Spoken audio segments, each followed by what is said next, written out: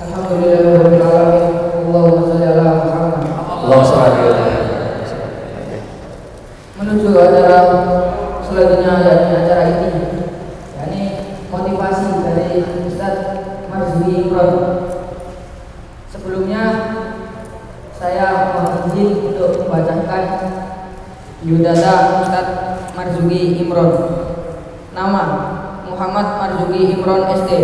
Tempat tanggal lahir Surabaya 15 April 1983. Alamat Gading Pajar 2 di 12 No 31 Sidoarjo. WhatsApp ini bisa dicatat 0822 1000 6334. Email marzukiimron@gmail.com. Riwayat pendidikan teknik mesin ITS Surabaya. Pengalamannya ini banyak banget. Pengisi kajian rutin di berbagai komunitas, masjid, sekolah, kampus, perusahaan dan institusi di Jawa Timur. Pengisi di beberapa radio seperti Sam FM, Colors Radio, JJFM, Klik FM, Suara Muslim, Suara Surabaya, narasumber SBO TV, narasumber Mutiara Hati, Jawa Pos TV, pengasuh Lentera Fajar GTV, narasumber Hitam Putih Trans 7, narasumber Kick Andy Metro TV. Cukup itu biodata dari Ustaz Muhammad Marzuki Imron SD. Yani acara selanjutnya, yani acara inti motivasi dari Ustaz Marzuki Imron. Kepadanya waktu dan tempat kami persilakan. Baik, terima kasih. Baik. Bismillahirrahmanirrahim. Assalamualaikum warahmatullahi wabarakatuh. Alhamdulillahirabbil alamin. Allahumma shalli ala Muhammad wa ala ali Muhammad. A'udzu billahi minasyaitonir rajim. Bismillahirrahmanirrahim. Raditu billahi rabbil islami dina wa bi nabi Muhammadin nabiyya wa rasulah. Rabbi zidni ilma warzuqni fahma. Rabbi shrah li sadri wa yassir li amri wa hlul 'uqdatam min lisani yafqahu qawli bi rahmatika ya arhamar rahimin. Amin ya rabbal alamin. Yang kami hormati Bapak Mudir Ustadz Farid, yang kami hormati seluruh asatid, yang kami hormati adik-adik Pondok Pesantren Rifah Islami yang dirahmati Allah. Alhamdulillahirabbil alamin. Puji syukur kepada Allah Subhanahu wa taala, kita semuanya hari ini hadir dalam keadaan sehat walafiat. Kita bersyukur kepada Allah. Saya boleh pinjam itu ya? Pakai ini aja. Terima kasih. Bisa kan? Nah, ini aja. Cek. Nah, ini. Kita bersyukur kepada Allah kalau kemarin malam jenengan semuanya, biasanya jenengan kalau tidur jam berapa di pondok? Jam 9. Kita bersyukur kepada Allah bahwa ketika kita tidur Allah menjaga kita. Dengan begitu terlelapnya kita tidak pernah tahu ada bahaya yang menghampiri kita, tidak pernah tahu. Tapi kalau sudah waktunya tidur aja, gak ngurus ada gempa bumi, gak ngurus ada orang kecolongan, gak ngurus, pokoknya kalau tidur. Dan tidurnya kita ini dijaga oleh Allah. Tidak ada seorang pun yang jenderal sekalipun, nyun sewu, bahkan Bapak Prabowo sekalipun ketika dia tidur dijagain jenderal, tidak mungkin dia bisa menjaga dirinya untuk tidak tergigit nyamuk. Adakah di antara jenengan yang bisa menjaga diri jenengan ketika tidur untuk tidak digigit nyamuk? Tidak bisa. Pasti semua orang kalau lagi tidur itu wis apa, kalau kata orang Jawa itu apa sih, keselelep, apa sih namanya, pokoknya wis koyo orang mati gitu kan ya. Orang tidur itu sudah kayak orang mati, dia tidak akan bisa menjaga dirinya sendiri. Orang terkuat di dunia sekalipun, misalnya Huluk sekalipun, kalau tidur gitu kan ya, dicokot nyamuk ya, meskipun nyamuknya terpental tapi tetap dia dicokot nyamuk. Artinya apa? Artinya kita tidur itu dijaga oleh Allah. Dan ketika jenengan tidur itu jenengan tawakalnya begitu luar biasa. Jenengan kalau tidur tuh tawakalnya wes gak ngurus meneh setoran hafalan, urusan besok, yang penting tidur ya, tidur kan begitu kan nggih. Setoran hafalan urusan besok gitu kan ya. Apa setoran apa bahasa Arab urusan besok, yang penting tidur tidur, waktunya bangun gitu kan nggih. Siapa di sini nyun sewu, siapa di sini yang ahli tidur gitu kan ya. Allah Akbar. Makanya oh banyak. Saya dulu kata apa namanya? Kata cek. Kata kiai saya dulu bilang begini. Apa di Indonesia ini kadang adzannya ini tidak tepat. Loh kenapa adzannya tidak tepat? Begini. Kenapa sih orang-orang kalau subuh itu bangunnya susah banget? Karena adzannya nggak tepat. Loh kok bisa? Adzan kalau di Arab Saudi sana itu begini. As-sholatu khairum minan naum. Salatnya itu panjang. As-sholatu khairum minan naum. Salat lebih baik daripada tidur. Begitu kalau di Arab. Di Indonesia dibalik. As-sholatu khairum minan naum. Salat lebih baik daripada tidur gitu kan ya. Makanya orangnya tidur semua gitu kan ya. Karena tidurnya lebih panjang daripada kata-kata salat gitu kan ya. Ya kan kalau di sini kan gitu ya. Iya kan ya. As-sholatu khairum ya enggak salah juga sih ya. Tapi itu akhirnya menjadi apa namanya? Masuk dalam telinga kita mau tidak mau akhirnya jadi generasi turu gitu kan ya. Saya makanya kata orang-orang dahulu itu wong nek turune bukan berarti salah ya, bukan berarti salah. Orang kalau tidurnya 8 jam per hari itu berarti kan sepertiga harinya itu dibuat tidur, sepertiga harinya dibuat tidur. Kalau usianya 60 tahun berarti 20 tahun digunakan tidur. Saya ulangi, orang kalau tidurnya 8 jam per hari berarti sepertiga harinya kan benar kan? 24 dibagi 8 kan sepertiga ya, sepertiga. Kalau berarti usia kita 60 tahun, berarti sepertiga dari 60 tahun, 20 tahun kita gunakan untuk tidur. Berarti kita semuanya itu generasi tidur. Gak apa-apa, jenengan lebih baik jadi generasi tidur daripada generasi TikTok gitu kan ya. Jangan sampai, bukan berarti tidak boleh, TikTok kan boleh, tapi anak-anak nyun sewu, anak-anak di luar sana kalau sudah TikTok itu wis gak karu-karuan wis. Ora karu-karuan, joget lah, salto lah gitu kan ya. Kayang lah wis sembuh gitu kan gitu. Saya jarang lihat TikTok anak sholawatan, anak hafal Quran, juara. Makanya jenengan nanti kalau sudah lulus dari pondok sudah boleh pegang HP, mainan TikTok digunakan tuh apa? Untuk menghafal Quran. Tunjukkan ternyata hafalan Al-Quran itu gampang. Hafalan Al-Quran itu jadi apa namanya? Jadi sesuatu yang bisa apa memotivasi orang. Jangan cuman yang disenangi orang yang itu joget-joget itu tadi bener-bener. Makanya mending jenengan tidur. Karena ini bukan kalimat saya ya, ini kalimatnya ulama besar. Namanya Imam Al-Ghazali. Imam Ghazali bilang begitu, hatta inna khaira ibadati an-naum, hingga suatu saat ada sebuah ibadah yang terbaik yaitu yang namanya tidur. Imam Ghazali itu sampai ngomong hatta inna khairan ibadati an-naum, hingga suatu saat akan ada sebuah ibadah yang paling baik itu yang namanya tidur. Kenapa? Karena kalau kita melek pasti bikin dosa. Nek melek pasti bikin dosa, pasti melek itu bikin dosa. Dan sekarang sudah terjadi, zaman sekarang sudah terjadi. Nek melek bikin dosa. Orang bangun tidur delok apa, delok HP ini, astagfirullah tapi melek terus kan ki. Lihat tadi ya, melek tapi bikin dosa. Ustadz minta maaf nggih kalau bahasa Ustadz kurang sopan, minta maaf. Misalnya maaf. Ada cewek-cewek nyun sewu nggih, bajunya ketat, roknya pendek gitu kan ya. Terus lewat, pertanyaan saya, jenengan merem apa mboten? Ini apa antar saya? Botan gitu kan ya. Ya bener, jenengan tuh jujur itu top. Cuman kebacut gitu kan gitu. Bisa boten gitu kan dia. Teman-teman saya di Surabaya, itu Mas G. Nek misalnya apa namanya ono nyun saya ada cewek-cewek bajunya kayak gitu ya. Astagfirullahaladzim, alhamdulillah gitu kan gitu. Mari astagfirullah alhamdulillah gitu kan gitu. Allah ya Rabb. Makanya gitu, yo kan kita kan katanya harus menjadi manusia Indonesia yang seutuhnya, utuh pahalanya dan utuh dosanya gitu kan gitu. Remek nah kayak ini. Makanya sekali lagi nggih, makanya saya bilang tadi, saya ngutip kalimatnya Imam Ghazali, hatta inna khaira ibadati an-naum, hingga seakan ada suatu masa ibadah yang terbaik adalah tidur. Kenapa? Karena kalau kita melek bikin dosa. Saya namburi ahli tidur bangga langsung siburi. Ahli tidur langsung bangga ya. Tunggu dulu ya, ojo dipangan mentah-mentah. Artinya kalau tidur aja ibadah, apalagi ngaji. Ya, maksud saya tidur ibadah itu adalah tidurnya orang yang senang bikin dosa. Jenengan kan bukan orang senang bikin dosa, jenengan ahli ngaji kok masa tidur.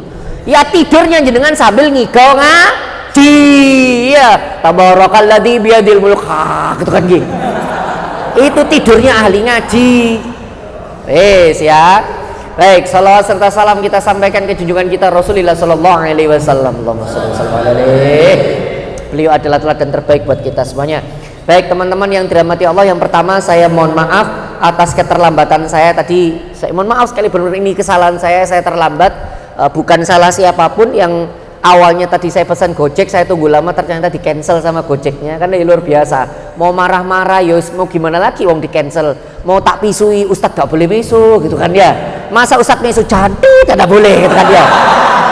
Kan gak boleh ya. Masa Ustadz misu itu kan gak boleh. Ustadz gak boleh misu. Ustadz gak boleh misu, cuman ngomong matamu boleh gitu kan ya. Astagfirullahaladzim. Maka sekali lagi nggih nyun sewu, saya minta maaf kalau misalnya saya tadi melakukan kesalahan sampai datang terlambat, saya minta maaf nggih. Boleh dimaafkan? Baik, alhamdulillah ya. Apa namanya? Katanya Al-Qur'an, orang-orang yang bertakwa adalah innalladzina yunfiquna fis sarai wad dharai wal qadiminal ghaidha wal 'afina 'anin nas. Orang yang bertakwa adalah orang yang senang memaafkan orang lain. Dan jenengan tadi mau memaafkan saya, insya Allah jenengan semuanya orang-orang yang bertakwa. Baik, yuk Ustadz, ini sopo sih Ustadz ke moro-moro kok ngomong kok sok-sokan, sok kenal, sok akrab gitu nggih. Seperti kata patah, tak kenal maka tak sayang gitu ya. Izinkan Ustadz memperkenalkan diri dulu. Nama saya Marzuki Imron, tapi kalau di YouTube, di Google sudah tidak ada yang kenal nama saya Marzuki Imron. Rata-rata Ustadz Naruto tadi sebut sama Ustadz Farid. Saya memang lebih terkenal kalau di YouTube Ustadz Naruto. Kenapa kalau disebut Ustadz Naruto? Ya karena 2002 saya ceramah mulai tahun 2006. Jenengan sudah lahir ya? Serius belum? 2006 belum lahir? Wah, ini masih jadi dadar jagung ini berarti ya. Masih jadi dadar jagung jenengan ya, jadi telur, lalu belesi jadi intisari ibunya jenengan. 2006 saya sudah ceramah, jenengan belum lahir ya. 2006 saya sudah ceramah, saat itu belum dipanggil Ustadz Naruto, baru dipanggil Ustadz Naruto 2012. Jadi Ustadznya ceramah sudah lama-lama, ini wajahnya tok yang muda, aslinya wis tuwek. Saya ini aslinya sudah tua, wajahnya tok kok masih muda. Loh kok muda Ustadz, kan menguasai jurusnya Orochimaru gitu ya. Sebentar, saya nonton Naruto gak sih? Tahu ya? Tahu, berarti Katon Gokaki no Jutsu tahu ya? Wah, ya. Nek gini Kuchiyose. Awan dewek hafid Naruto ya. 2012 itu baru dipanggil Ustadz Naruto. Gara-gara apa Ustadz? Gara-gara pas ceramah di salah satu kampus, PENS namanya, itu jam 1 siang. Biasanya teman-teman kalau jam 1 siang itu kan jam-jamnya nyun saya, jam-jamnya ngantuk ya.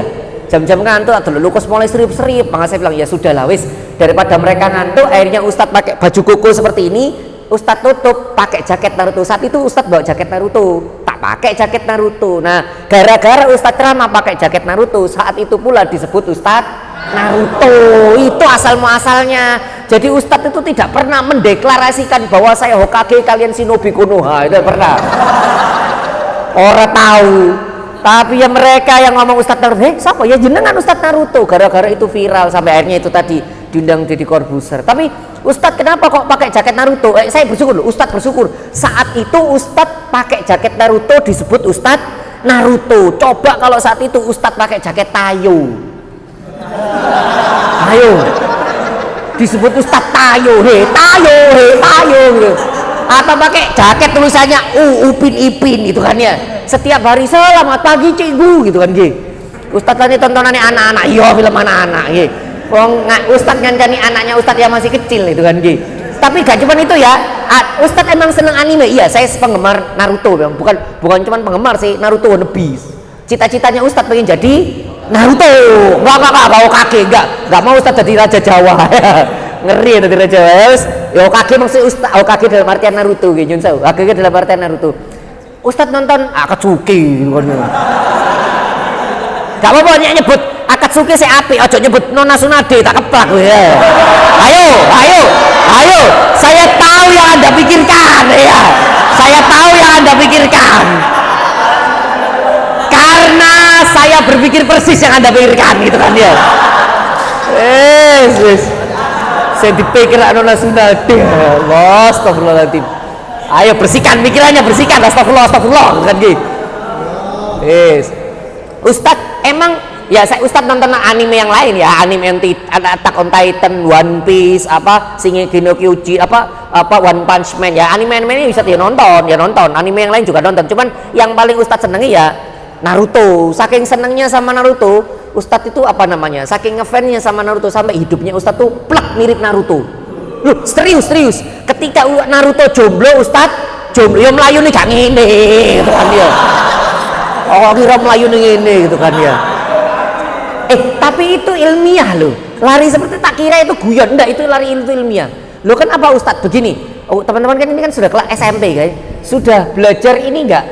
Apa istilahnya tekanan, hukum tekanan. P sama dengan F per A. Ya, sudah sama itu ya. Lihat, nanti kalau sudah naik kelas lagi, apalagi kalau jenengan sampai kuliahnya di teknik, jenengan lihat di apa namanya di sayapnya pesawat itu bentuknya kan gini. Karena saya dulu Ustadz ini dulu teknik mesin ya, belajarnya itu sayapnya pesawat kan bentuknya begini. Kenapa tujuannya bentuknya kayak huruf U itu? Supaya nanti udara yang masuk ke bawah itu naikkan ke atas, jadi gerakannya jadi lebih cepat. Makanya di Naruto itu gerakannya begini. Ini kan kayak bentuknya pesawat. Satu itu ini yang pertama, jadi lebih cepat. Terus yang kedua secara ilmiah gerakannya apa Naruto itu begini. Kalau dia larinya seperti ini, ikut tadi ceramah Naruto gitu, iya. Nggak apa-apa ya, boleh ya? Boleh, enak ya, sama jeneng ya. Ketika dia lari seperti ini, misalnya dilempar kunai dari arah jauh, tahu kunai ya, suriken atau apa ya, dilempar kunai dari arah jauh, tangannya bisa langsung namples, seret. Kenapa? Karena dari awal begini. Coba kalau larinya begini, ayo dilempar kunai, ceplek gitu kan ya. Iya kan? Tapi kalau begini langsung bisa. Nah ini kan, yo jong ini cah, gitu kan gitu. Ya lihat ya, itu tak kira itu guyon, tapi itu ilmiah ya. Ilmiah yang dilakukan banyak teman-teman. Kartun-kartun kita itu ilmiah. Banyak kartun-kartun kita ilmiah. Pernah lihat gak dulu ada kartun judulnya Superman? Pak, kartun judul Superman. Lihat itu, Superman itu kalau dia terbang, gambarnya kayak garis. Dan garisnya panjang, kan gitu ya? Ada nggak gambarnya Superman itu garisnya pendek? Nggak ada, mesti garisnya panjang. Nanti kalau jenengan sudah aliyah, madrasah aliyah atau SMA belajar yang nama fisika, nanti jenengan akan belajar namanya hukum dilatasi panjang, apa namanya relativitas Einstein. Itu nanti Einstein akan cerita, ada rumusnya bahwa orang kalau bergerak dengan kecepatan tinggi mendekati kecepatan cahaya, maka akan tampak oleh mata orang itu kelihatan panjang. Jadi kartun-kartun kita itu kadang ilmiah, ingat ya, kartun luar, bukan kartun Indonesia gitu kan ya. Apalagi sinetron Indonesia ya, soalnya sinetron Indonesia itu misalnya azab, apa kebanyakan tidur gitu kan ya. Di sini sinetron azab tapi tidak ada ilmiahnya. Nah gitu, jadi ini sekilas sekilas pengantar gitu. Jadi Ustadz ini memang sangat senang Naruto jomblo, Ustadz ya ikut jomblo. 2015 ada kartun judulnya ada movie judulnya Naruto The Last Movie, ya kan? Itu kan Naruto menikah 2015 itu. Ustadz langsung menikah. Tapi istrinya Ustadz ya ada Ustadz hina tangga gitu kan ya. Oh jadi paksa ya. Tapi ya istrinya Ustadz tak paksa pakai jaket Hinata. Harus dipakai gitu kan ya. Salah sendiri mau nikah sama saya. Bener, serius. Ketika istrinya Ustadz hamil itu apa 5 bulan apa sih? Apa sih lagi itu? Diperiksa di perutnya atau apa? Di scan apa sih? Tak ada. USG, yo di scan yo apa toh ya. Di USG kan mau di scan gitu kan ya.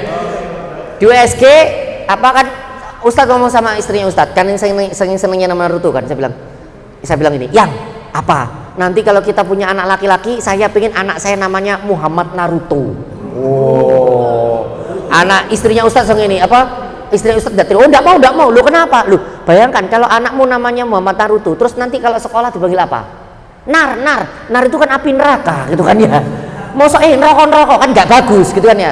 Atau dipanggil Toto itu merek kloset.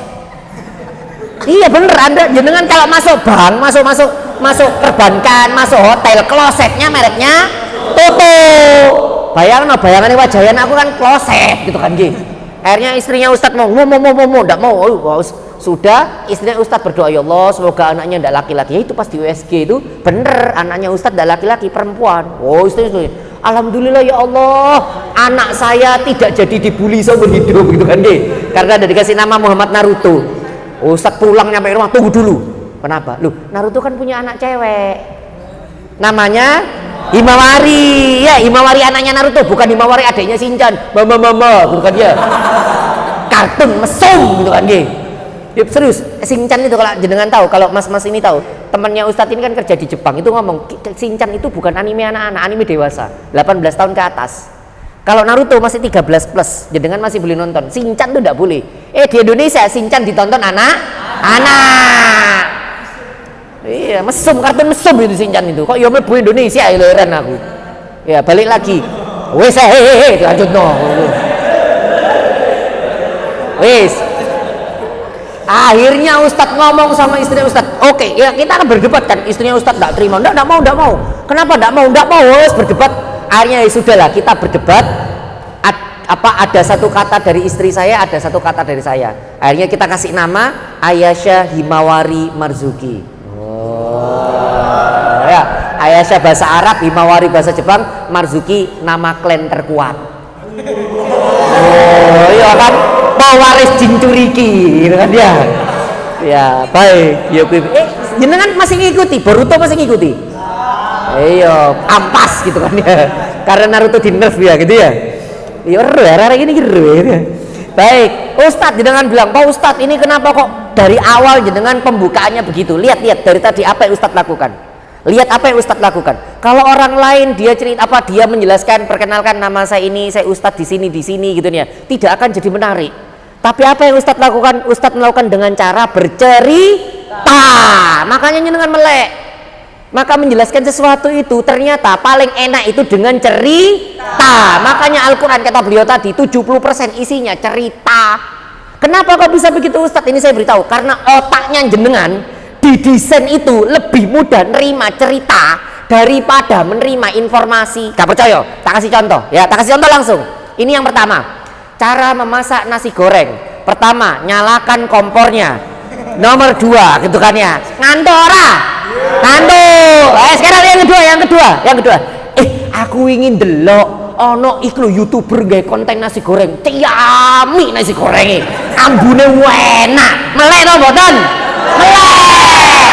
Goreng itu melek, padahal isinya sama, cerita tentang nasi goreng. Betul toh? Cerita itu bikin kita melek. Lihat. Kenapa kalau ada orang ngasih pengumuman informasi, orang pada gak mau dengarkan.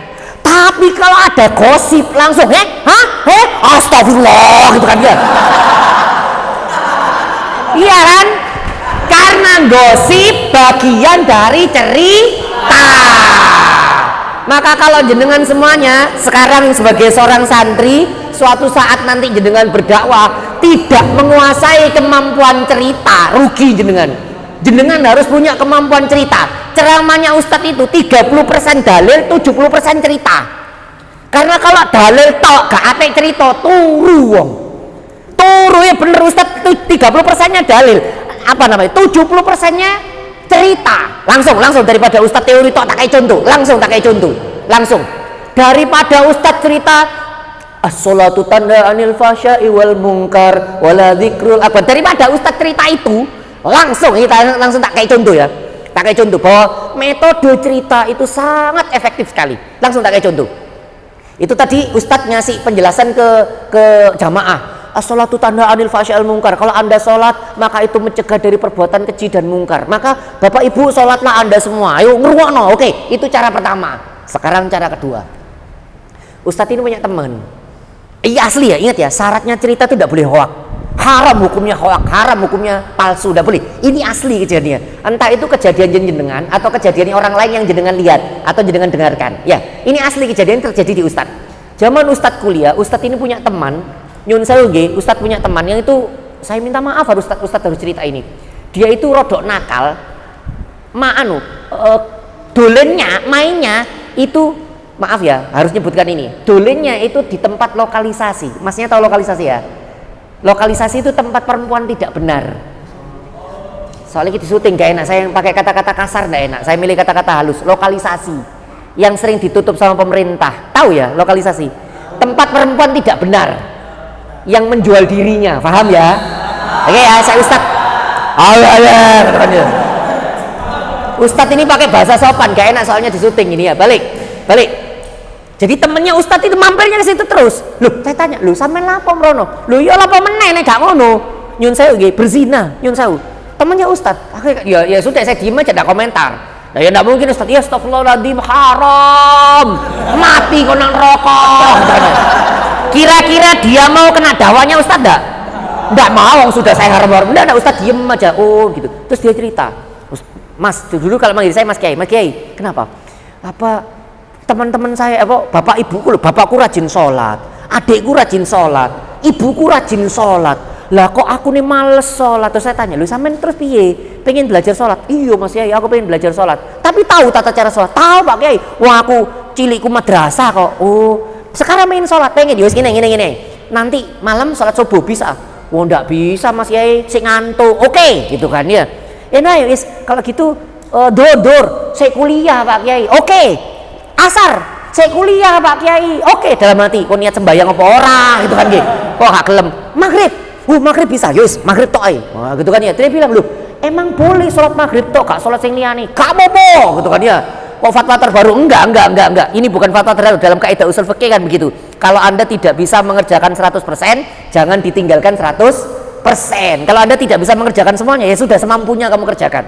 Nah, dia itu bisanya cuma sholat maghrib. Gak apa-apa, sholat maghrib aja. Sholat maghrib. Wes, nanti seminggu lagi ketemu saya. Oke, seminggu kemudian ketemu. Nah, pas seminggu kemudian ketemu sama saya, tak tanya gimana? Wah, alhamdulillah, saya maghrib sudah istiqomah. Nang di sebelah masjid, top. Terus saya bilang, kan maghrib itu cedek ambil isya, makanya habis sholat maghrib jangan kemana-mana, tetep aja masjid sholat isya. Lo ngono ya? Iya. Wih tak lakoni. Wih sudah, nanti 2 minggu ketemu sama saya. Oke, tak tungguin Mas, 2 minggu ndak muncul. 2 minggu ndak muncul, nang di wong iki. 3 minggu ndak muncul, saulan ndak muncul, 2 bulan baru ketok. Wajahnya marah gitu, sama saya marah. Sampean bujuk aku Mas Kiai. Lho apa? Sampean bujuki aku. Lho emang kenapa? Sampai cuman ngomong sama saya tentang bagaimana nyuruh saya sholat, tak turuti, maghrib tak turuti, isya tak turuti. Terus emang apa salahnya? Gara-gara sampean kayak ngono, setiap saya selesai sholat isya, Pak Awak Mas Kaji, saya habis sholat isya mau berangkat ke tempat itu tadi, tiba-tiba yang tidak benar itu loh, yang tempat perempuan menjajakan dirinya, dia mau berangkat. Kok eman ya aku mari sembahyang kok ngonoan gitu kan ya. Mari sholat mau sok zina, astagfirullah gak situ wis. Menene mari sholat mau berangkat situ lagi. Kak situ wis, menene mau berangkat ke tempat zina. Kak situ wis, Mas Kaji, aku romulan gak merono iki. Gara-gara sembahyang sampean gak ngomong, gara-gara sholat itu aku gak situ maksiat. Dalam hati saya, salah sembahyang gitu kan ya. Lihat ya, sholat mencegah dari maksiat. Ya langsung ndak pakai dalil. Inna sholata tanha anil fasya'i wal munkar. Terus kata dalil masuk langsung. Lihat betapa efektifnya pakai metode cerita. Paham nggih? Paham? Maka jenengan tuh harus mampu. Ingat ya, ndak boleh hoak. Cerita itu harus apa namanya? Cerita itu harus memang kenyataan. Entah itu kisahnya para ulama, kisahnya para kiai, kisahnya santri, atau kisahnya jenengan sendiri. Sekali lagi, dengan jenengan punya kemampuan bercerita, orang tuh menangkap pesan lebih hebat. Ini yang menarik teman-teman. Kalau dulu Ustadz tahun 2001, Ustadz dulu tahun 2001 itu menghatamkan sebuah buku. Wah, tak walak-walik apal sampean aku. Judulnya ini otak 1.000.000 gigabyte. Saya tidak tahu sekarang kayaknya sudah tidak ada.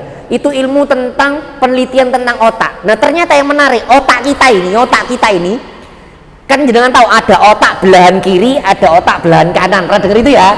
Nah otak belahan kiri itu tugasnya analitis, meriksa, diperiksa, dianalisa. Otak bagian kiri, otak bagian kanan itu kreativitas. Yang menarik, otak bagian kiri itu cepet lelah, cepet kesel, cepet capek. Sedangkan otak bagian kanan itu capeknya lama, kuat, seger. Otak bagian kiri itu kapan otak kiri muncul? Sekarang. Saya ngomong sama jenengan seperti ini, otak kirinya muncul.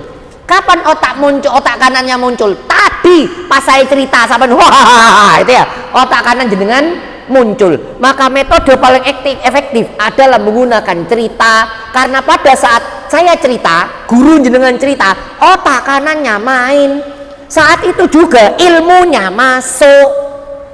Maka ilmu masuk itu paling cepat lewat cerita. Makanya Al-Quran itu menunjukkan hukum, menunjukkan syariat lewat cerita. Nggih, tahu ya dasarnya sekarang nggih. Makanya jenengan harus ahli dongeng. Nyun sewu, lihat kiai-kiai atau ulama Gus-gus yang populer tuh. Gus Ikdam ahli dongeng. Gus Baha ahli dongeng. Siapa itu? Mana Gus Panjang? Yang mana Gus Panjang? Oh, Gus Panjang. Enggak, ini lah. Oh, kaki kok Gus Panjang gitu kan gitu. Oh, penghinaan ya. Harus ahli dongeng. Kenapa? Karena cerita itu memasukkan pesan secara tersirat. Maka sekali lagi nggih, kita harus mampu menguasai cara bercerita. Pertanyaan saya, jenengan ingin atau boten tahu caranya cerita? Ayo tak takoni, pengen atau boten? Oke, ini tak ajari cara Ustadz nggih. Ustadz ini mulai ceramah tadi 2006, sekarang 2014, 18 tahun Ustadz sudah ngomong. 18 tahun, bukan ribuan, jutaan jamaah wis ketemu sa Indonesia Raya. Mulai teko mbah-mbah sepuh-sepuh sampai bocil TK itu Ustadz sudah pernah cerita. Serius, Ustadz juga ceramah untuk anak-anak TK, playgroup, bahkan bayi dalam kandungan. Hahaha, gitu kan gitu. Karena ahli cerita, gitu kan gitu. Yes ya. Nah, maka oke, kita akan mulai belajar. Ustadz, gimana caranya untuk membuat cerita supaya cerita itu jadi menarik untuk didengarkan orang. Baik, begini, karena kita ini tidak hanya sekedar cerita kita ini ingin menyampaikan sesuatu yang harus ada manfaatnya. Sekali lagi, harus ada manfaatnya biar kita ada bedanya sama orang lain. Harus ada manfaatnya. Apalagi Kanjeng Nabi kan ngomong, khairun nas anfa'um linnas, sebaik-baik manusia adalah yang ngasih manfaat. Kalau jenengan bisa ngasih manfaat dengan cara bercerita, cerita. Oke, kita langsung pelajari. Ustadz, gimana caranya membagikan atau membuat cerita supaya itu membuat orang menarik, Ustadz? Nomor satu dulu, jenengan nomor satu ya, tentukan tujuan akhir cerita. Saya ulangi, tentukan tujuan akhir cerita. Ustadz, tujuan akhir cerita niku napa Ustadz? Tujuan akhir cerita itu pelajaran apa yang mau diambil, itu dulu yang ditentukan. Jadi jangan menentukan isi ceritanya, engkau kerakari. Yang penting itu kita menentukan, oh tujuan akhir cerita itu supaya ini. Ustadz kasih contoh. Dari awal Ustadz ini mau ngasih contoh bahwa sholat itu mendatangkan manfaat. Tujuan akhir cerita adalah sholat mendatangkan manfaat. Maka setelah menentukan tujuan akhir cerita, baru Ustadz mikir dari pengalamannya Ustadz atau dari pengalaman temennya Ustadz, dari pengalaman orang lain, adakah cerita yang sesuai dengan tujuan itu tadi.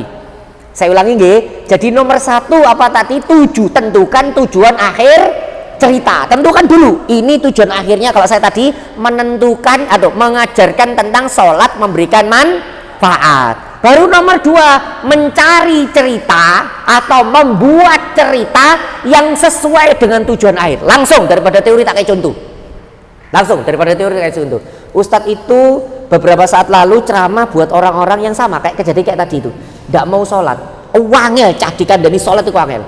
Maka Ustadz tahu betul caranya untuk menjelaskan, ya pakai cerita kan. Alhamdulillahnya Ustadz punya pengalaman banyak. Nah, karena tujuannya sudah ketemu. Oh, tujuannya kalau Ustadz ngomong, kon gak sembayang yo, hati-hati kon rokok disetrika, kan itu dia tidak akan mau sholat. Maka Ustadz harus cari tahu, gimana caranya dia menerima pelajaran tentang sholat dan dia mau melaksanakan sholat. Oh, Ustadz punya ceritanya. Apa itu Ustadz? Ini kisah nyatanya Ustadz juga.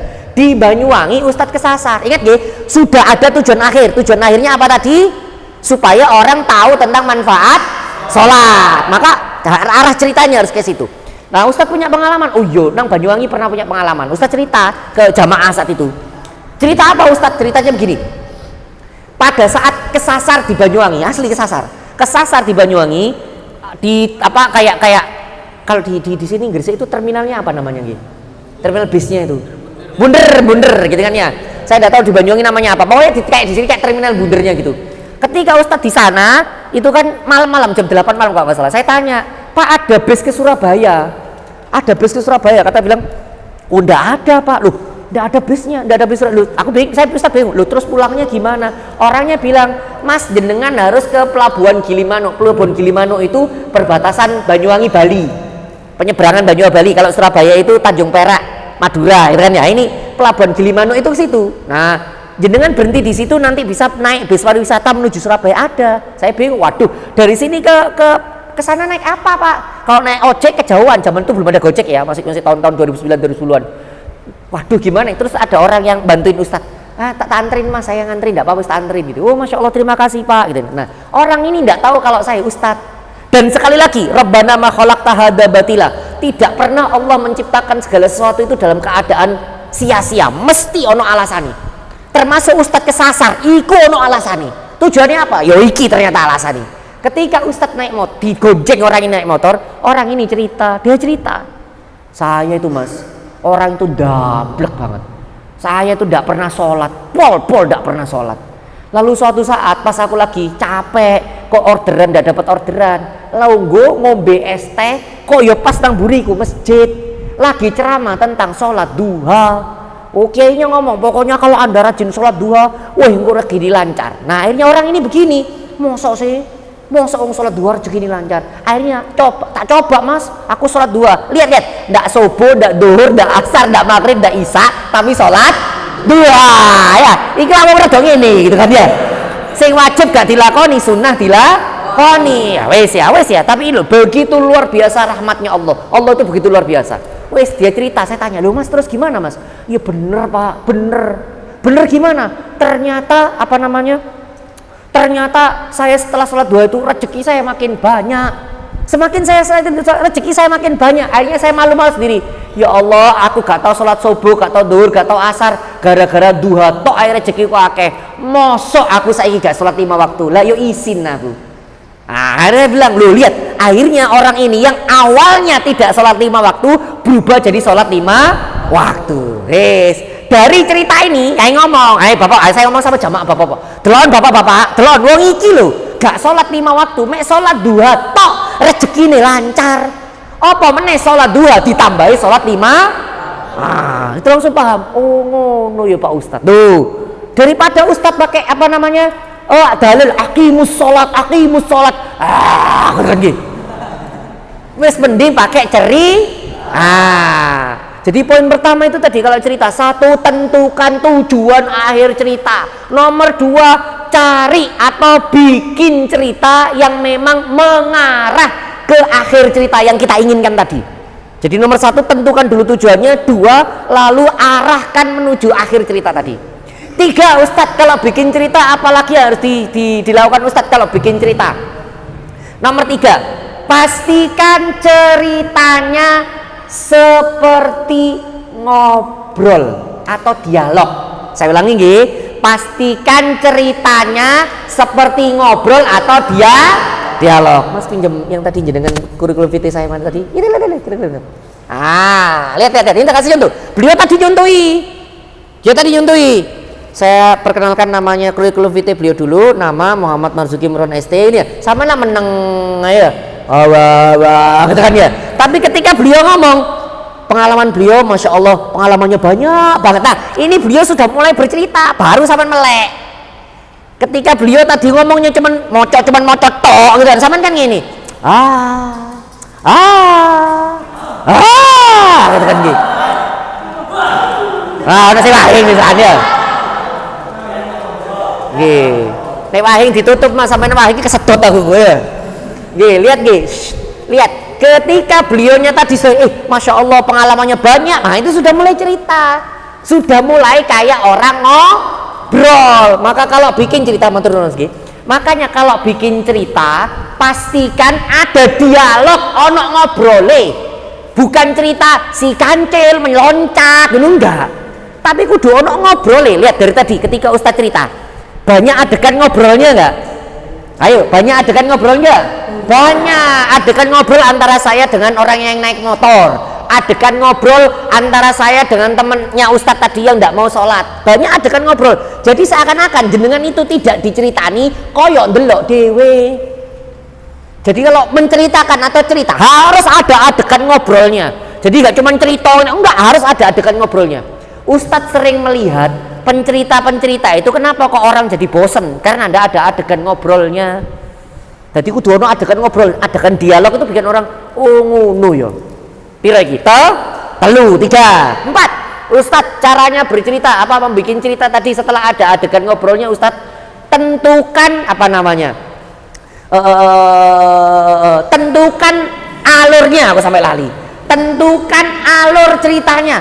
Maksudnya alur cerita itu gimana Ustadz? Gini. Openingnya ceritanya apa, tengahnya apa, endingnya apa. Lalu opening tahu opening ya bahasa Indonesia apa? Pembuka aku sampai lali. Pembukanya itu datar misalnya, ini misalnya ya. Pembukanya datar, tengahnya berkonflik, isinya selesai, apa endingnya selesai. Atau begini, pembukaannya konflik, tengahnya datar, burinya belakangnya selesai. Atau malah dibalik, tengahnya konflik, tengahnya datar, tengahnya datar, endingnya malah konflik. Konflik itu apa Ustadz? Malah nggak selesai. Tengah endingnya itu malah bikin orang emosi. Loh, ada cerita yang bikin orang emosi. Endingnya sengaja dibuat emosi. Biasanya buat apa Ustadz? Buat cerita supaya orang itu mikir sendiri. Kalau ceritanya orang tuh dibikin emosi, itu dalam rangka supaya orang mikir. Langsung tak kasih contoh. Langsung ya, tak kasih contoh. Daripada Ustadz teori tok. Ini, Ustadz boleh berdiri enggak? Boleh ya berdiri nggih? Karena Ustadz kalau ceramah duduk kelamaan, Ustadz khawatir makin lama Ustadz ceramah, adik-adik jenengan soalnya makin lihat Ustadz sakti. Oh serius, bukan karena cakra QB keluar, bukan itu kan dia. Tapi kalau Ustadz ceramah sambil duduk, semakin Ustadz ceramah lama sambil duduk, sambil gini, jenengan makin fokus. Loh, Ustadznya hilang gitu kan ya. Mau guru Ustadznya hilang, tak ngadek ya. Gini, langsung tak contoh. Endingnya dibikin konflik, jenengan dibikin mangkel atau dibuat mikir supaya jenengan merasa kalau itu salah. Kayak contoh. Ya Allah. Baik. Nih, ini bukan cerita, bukan sekedar cerita biasa. Ini adalah hadis yang disampaikan dengan bercerita. Saya ulangi, ini adalah hadis yang disampaikan dengan cara bercerita. Ayo tak kasih contoh, langsung ini tak kasih contoh. Karena endingnya nanti konflik. Kanjeng Nabi Muhammad Sallallahu Alaihi Wasallam, Allahumma sholli wa sallim alaihi, gitu kan, ketika nanti dalam hadis, gitu kan, dalam hadis, ketika nanti di yaumil mahsyar, ketika nanti di padang mahsyar itu kan orang-orang alim, orang-orang soleh itu kan masuk surga duluan, mereka masuk surga duluan. Ketika mereka masuk surga duluan, akhirnya Nabi yang ada di surga itu malah turun. Saya ulangi, ketika mereka masuk surga duluan, maka Nabi yang ada di surga itu malah turun. Apa kata Nabi? Nabi malah ngomong sama Allah, ya Allah anta ghaniyun, ya Tuhanku, ya Rabbi, ya Allah, engkau ini Tuhan yang maha kaya, engkau jenengan tuh paling sugih, orang Tuhan yang paling kaya. Ya Allah, ya Rabbi, mereka yang sekarang masuk surga itu ya memang pantas masuk surga. Kenapa? Karena memang dari dulu mereka dikenal oleh langit, terkenal di langit. Tapi tunggu dulu ya Allah, yang nyembah jenengan kan bukan mereka, bukan cuman mereka, yang nyembah Anda kan bukan cuman mereka, yang di belakang ini loh masih banyak, itu juga nyembah jenengan. Mereka itu semuanya nyembah jenengan, masa gak dimasukkan surga juga? Sakwene akeh niku nyembah jenengan, masa tidak tidak dimasukkan surga juga?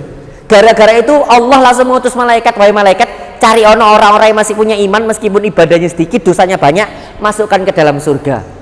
Baik. Baik. Oke, ini hadis yang diceritakan. Nah, langsung endingnya dibikin konflik tuh biar yang mendengarkan tuh kopengnya panas. Kenapa dibikin kopengnya panas? Biar dia sadar yang dia lakukan salah. Langsung Ustadz kasih contoh. Wes ya, Ustadz sudah cerita hadis tadi, sudah. Langsung Ustadz ngomong. Biasanya ngomong sama jamaah, Mas, mbak-mbak, apalagi yang mbak-mbaknya ini pernah nonton drakor? Yang cewek-cewek itu kan rata-rata jawabnya pernah nonton K-pop, pernah Blackpink gitu kan, ya gitu kan, ya aye gitu kan, ya sing cowok terkenalku BTS apa Jungkook gitu kan ya, Kim Taeyong gitu kan ya, rahimku anget gitu kan ya. Nang TikTok kan mesti begitu ya. Nah ini lihat, setelah Ustadz bercerita langsung kasih konflik. Saya bilang, Mas Mbak bukan berarti tidak boleh senang sama aktor Korea, tidak apa-apa, boleh. Tapi pertanyaan saya, jenengan kan kadang kalau lihat kayak gitu sampai meneteskan air mata. Pertanyaan saya, pernahkah Anda meneteskan air mata kalau dengar ceritanya tentang Nabi Muhammad? Pernahkah Anda sampai berbesmili, sampai gemeter saking cintanya sama Anda Nabi? Tidak pernah toh? Bayangkan nanti di akhiratmu Kim Taehyung tidak bisa menyelamatkanmu. Nanti di akhiratmu itu Jungkook tidak bisa menyelamatkanmu, gak iso. Sing iso nyelametno kowe iku Kanjeng Nabi. Maka kalau ada orang iso nangis dulu aktor Korea tapi gak iso nangis nek ngrungokno critane Kanjeng Nabi, orang itu kurang ajar. Bayangno, sing ngrungokno kupinge panas. Karena disalahkan, tapi bener kan? Paham maksudnya Ustaz, paham nggih? Nah, ini namanya alur cerita endingnya dibikin panas supaya apa? Orang itu sadar kalau dia salah. Jadi setelah cerita selesai, apalagi itu hadis yang Ustaz ceritakan, terus endingnya bikin panas. Iku kok pengen panas? Iyo yo, aku iki kurang ajar. Apalagi kalau Ustaz ini, kalau Ustaz ya, Ustaz kalau punya muridnya Ustaz bilang gini, kamu ndak manggil saya Ustaz, ndak manggil saya Kiai, ndak manggil saya Hokage, ndak apa-apa gitu kan ya. Karena Ustaz lebih sering dipanggil Hokage soalnya gitu. Kamu ndak manggil saya Kiai, ndak manggil Ustaz, ndak manggil Hokage, ndak apa-apa. Tapi kalau kamu manggil nama Nabi Muhammad dengan kata-kata Muhammad, tak tapuk cangkemmu. Loh kenapa? Karena itu panggilan yang sangat kurang ajar. Nabimu itu tidak pernah dipanggil Allah dengan kata-kata Muhammad. Lihat ya, ketika Allah manggil Nabi Adam, ya Adam uskun anta wa zaujukal jannata. Allah tuh kalau manggil Nabi yang lain sebut nama.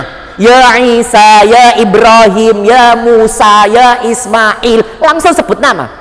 Tapi kalau Allah menyebut Nabi Muhammad, tidak pernah pakai nama. Tidak pernah pakai ya Rasulullah, ya ayyuhal muzammil, ya ayyuhal mudatsir. Tidak pernah pakai nama. Kenapa? Karena Allah begitu menghormati kanjeng Nabi. Loh, Gusti Allah yang menghormati kanjeng Nabi, awakmu cangkemmu kok ngomong Muhammad. Sing ngrungokno kok pengen panas, tapi bener toh? Nah, ini cara kita bercerita terus endingnya dibikin konflik. Ben wong sadar. Lagi nyun sewu, jenengan tiap hari, maaf nggih, jenengan tiap hari nyanyi apa namanya? Shik shake shock gitu kan ya. Atau yang sekarang viral dia, mungkinkah yang viral sekarang itu kan dia, mungkinkah gitu kan dia. Ya, tapi permisi, ya Galam Matahari itu loh, Galam Matahari nggih. Yang jenengan nyanyi tiap hari seperti itu, Yun, bukan berarti salah, boleh juga. Pertanyaan saya, di antara kita iki nek maca selawat sedina ping pira? Berapa kali kita baca salat Allahumma sholli ala Muhammad sallallahu alaihi, berapa kali kita mau kayak gitu? Padahal kita nanti tidak diselamatkan oleh aktor-aktor yang nyanyi-nyanyi, enggak, kita tuh selamatkan di Nabi. Masa kita tidak baca salawat? Maka saya bilang, uang nek gak tahu salawatan iku wong kebacut. Nah iki kupingnya sing ngrungokno panas, tapi sadar. Paham nggih? Yes ya, jadi poin nomor berapa tadi? Sudah berapa? 4 ya?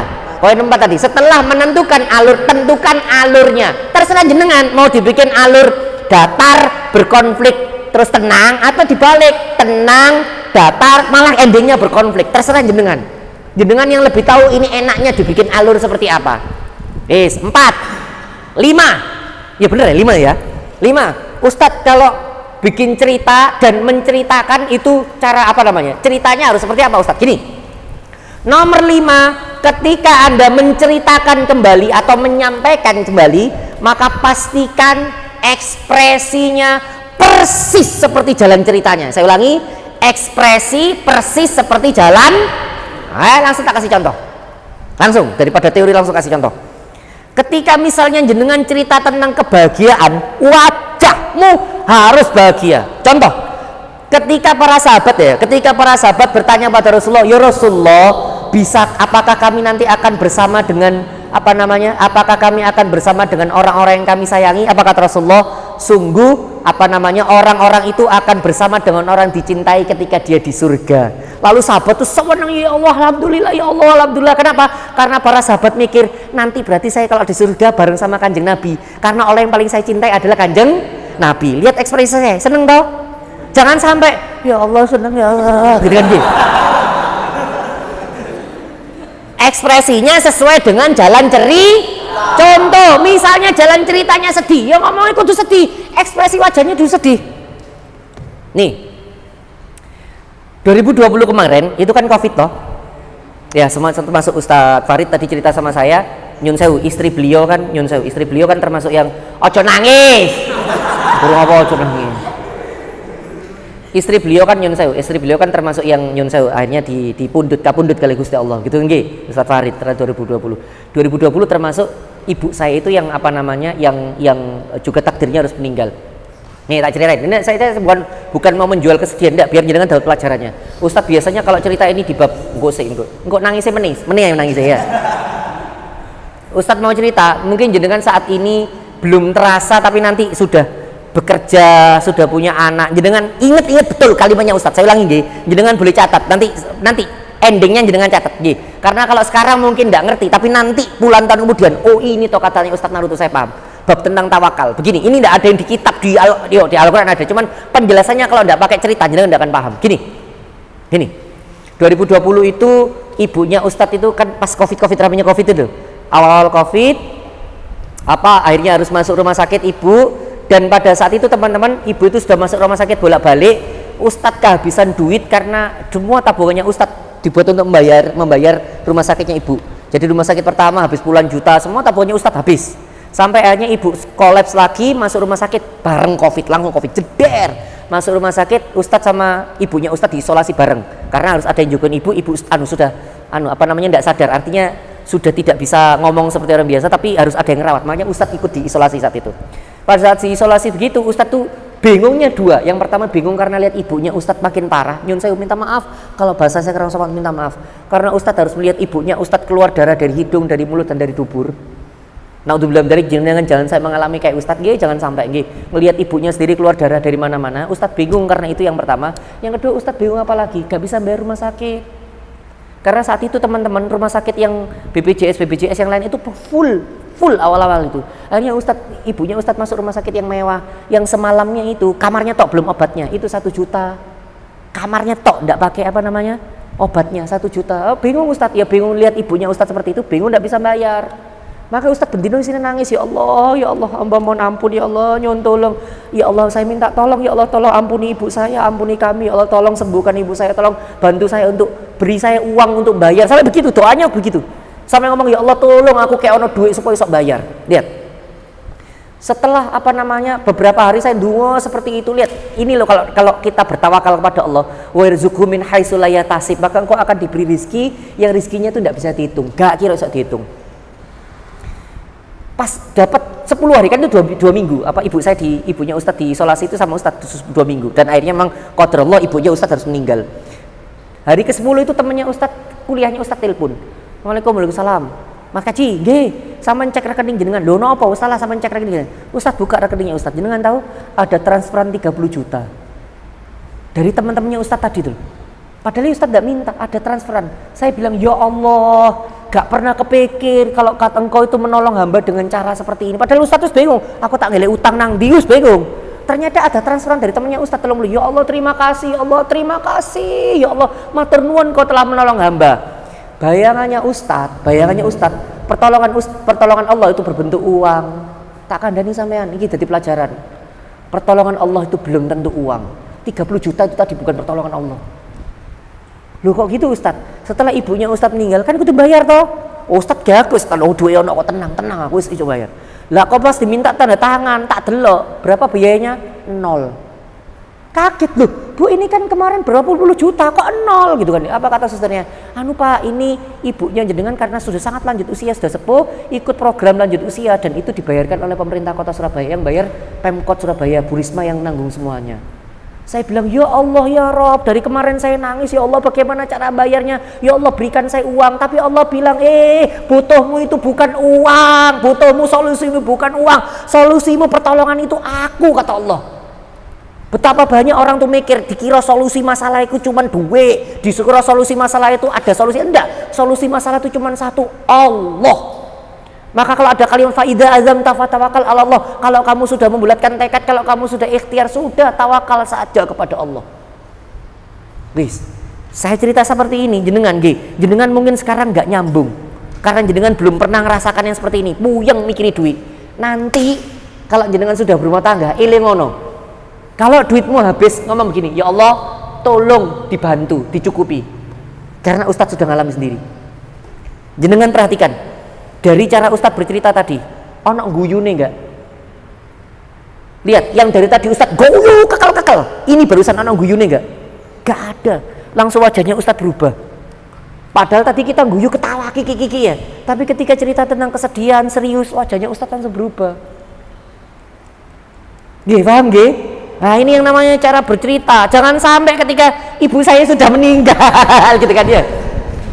Ira cocok, orang nggak bisa fokus. Maka ekspresi harus sesuai jalan cerita. Saya ulangi, ekspresi harus sesuai jalan cerita. Jangan sampai sampean cerita itu malah ekspresi ini gak mendukung. Kalau jenengan cerita sama anak-anak yang seperti ini atau orang-orang sudah dewasa, kadang ekspresi gak didelok. Tapi kalau jenengan cerita sama anak-anak TK itu gak peduli ceritanya apa. Saya ulangi nggih. Anak-anak TK, anak-anak SD tidak peduli isi cerita itu apa, manfaatnya apa, tidak peduli. Anak-anak kecil itu pedulinya cuma satu, ekspresi. Mereka tidak peduli. Kenapa kok Ustadz diundang banyak TK se-Indonesia Raya? Karena ekspresi. Contoh, kalau cerita sama anak-anak TK terus begini, ada harimau datang. Anak TK pengen ini. Karena jenengan ceritanya begitu. Coba begini, ada harimau datang. Wah, gitu kan dia. Anak TK, wah, gitu kan dia. Ya, lihat, Ustadz kemarin cerita tentang jihad. Kemarin cerita ceramah untuk beberapa orang di Surabaya tentang jihad. Ustadz tanya, jihad itu, orang jihad itu semangat atau loyo? Ayo tak takoni, semangat jihad atau loyo? Semangat. Ya, tidak ada ceritanya orang jihad perang Badar loh. Oh, lihat, jenengan tidak tahu perang Badar, soalnya gak delok dewe. Pernah nonton film judulnya Avenger Endgame? Tahu ya Avenger Endgame? Tahu? Lihat. Kayak contoh ini dengan cara bercerita, kayak contoh jihad dengan cara bercerita. Lihat, dalam Avenger Endgame bahwa yang namanya jihad itu semangat. Lihat, ketika Captain America megang apa palunya Thor, apa kata Captain America? Avenger assemble. Apa kata yang belakang? Yeay, gitu kan dia. Iya kan dia? Iya, gitu dia. Semangat toh? Ada enggak? Avenger assemble. Iya. Ada enggak? Enggak ada. Ketika mereka berangkat jihad, lihat itu loh, sudah usah dengan tak ceritain tentang perang Badar, enggak delok dewe. Iki lho delok filme. Ketika perang jihad itu semangat, yeay, gitu loh. Ustadz ini sedang cerita, lihat ekspresinya persis seperti ekspresinya Thor. Iya kan keren gitu ya. Pas perang, wah, gitu kan ya. Maka jenengan kalau cerita, Ustadz koyo wong gendeng, ancen gendeng. Tapi kalau tidak begini, pesan tidak tersampaikan. Makanya itu bener. Dua adik. Punya adik yang masih bocil, yang SD gitu ya. Lihat. Besok praktek no, serius. Besok praktek no. Cerita dengan gaya yang pokoknya ekspresif. Dek, aku ini mari ketemu anak Allah. Gitu kan dia. Lawan adikmu, oh iya Mas. Iya Mas. Oh iya Mas. Mesti gunakan dia. Kenapa? Karena ekspresi Anda persis seperti jalan cerita. Maka sekali lagi, setelah bikin naskah cerita itu tadi, salah satu hal yang penting itu cara berceritanya. Sekali lagi, cara berceritanya. Oke, dari 5 poin tadi, monggo kalau mau ada tanya jawab dipersilahkan. Yuk, yang mau tanya silakan. Yuk, monggo silakan. Ada mungkin ya 15 menitan lah masih boleh untuk tanya jawab. Silakan. Ustadz kapan istirahat? Habis ini mikir istirahat aja dia. Monggo ayo silakan, ada yang mau tanya silakan. Boleh tanya apapun wis, boleh. Ayo silakan. Silakan, yuk. Allahumma shalli ala sayyidina Muhammad.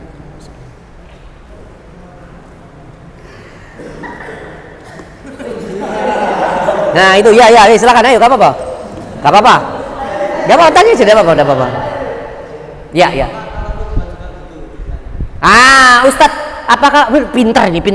Ustadz, apakah kalau khutbah juga begitu? Ingat ya, dalam fikih khotib sholat Jumat itu makruh, salah satunya Imam Nawawi itu mengatakan makruh untuk membuat kegaduhan. Maka kalau jenengan khutbah kita, wahai bapak-bapak yang tercinta, gitu kan dia, itu kegaduhan, makruh hukumnya. Maka pahala sholat Jumat jadi berkurang. Maka saya kalau khutbah, Ustadz kalau jalan berkuda, apakah jenengan tak pakai gerakan? Enggak, tapi ekspresi. Contoh, apa khutbah ini khutbah? Contoh, ni'matani maghbunum fi makatsirun minan nas. Ada 2 nikmat yang manusia itu sering maghbunum, pura-pura lali. Manusia itu melupakan. Manusia itu sering lupa, padahal dia itu dalam keadaan sehat, tapi lupa kalau dia dalam keadaan sehat. As-soha wal faro, sehat dan waktu luang. Ini lihat, saya tidak pakai ekspresi gerakan enggak, tapi ekspresi saya serius sehingga orang tuh insya Allah kalau saya khutbah Jumat tidak ada satupun yang tidur dan tidak terasa. Khutbah lama itu tidak terasa karena ekspresinya. Ngejung saya lihat. Nikmatani mabunum fi makatsirun minan nas, 2 nikmat yang tidak pernah dilakukan. Lihat, kadangkala Bapak Ibu semuanya kita nggak ngerasa bahwa kita itu diberikan kesehatan sama Allah. Lihat, diberikan kesehatan sama Allah. Betapa banyak di antara kita baru kerasa bahwa nikmatnya punya makan punya